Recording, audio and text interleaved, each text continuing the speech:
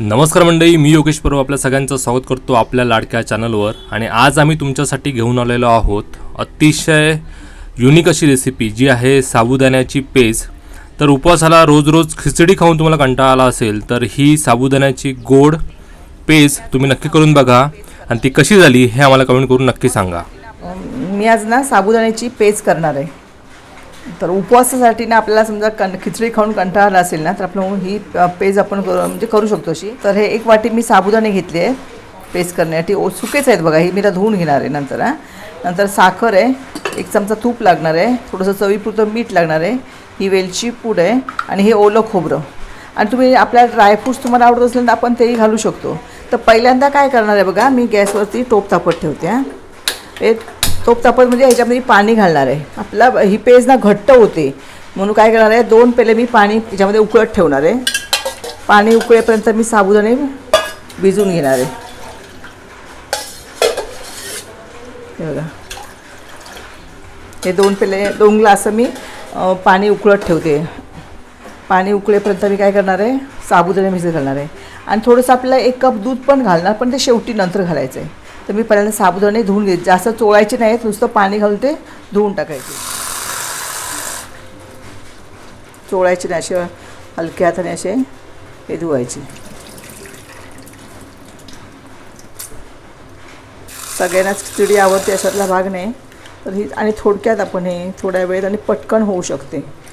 तर हे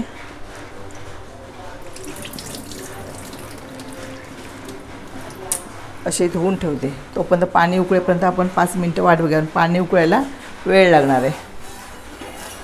बघा, पाण्याला चांगली उकळी आली आहे। आता गॅस मी कमी करते आणि धुतलेले आपण साबुदाणे आहेत ना ह्याच्यामध्ये घालायचे आणि जरा वेळ ढवळत राहायचं। आता गॅस मोठा करते बघा।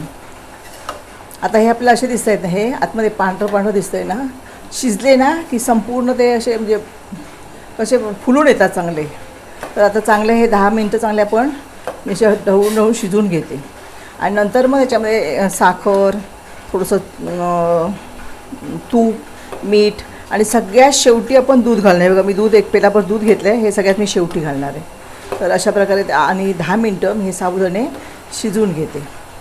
एकूण म्हणजे असं शिजले की चांगले जातात, म्हणजे एकदम मऊ लागतात एकदम ते, म्हणून शिजवून घ्यायचे।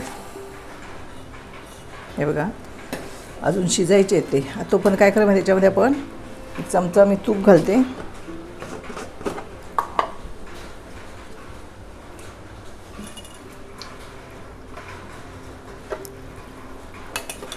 तूप घातले, नंतर चिमूटभर आपण गोडाची कुठची वस्तू असली की आपण चिमूटभर काय करायची, याच्यामध्ये मीठ घालायचं। हे बघा, मीठ घालते आणि साखर आणि सगळ्यात शेवटी मग आपण हे घालायचं आहे, काय ते दूध घालायचं आहे, आपल्या चवीप्रमाणे घालायचे।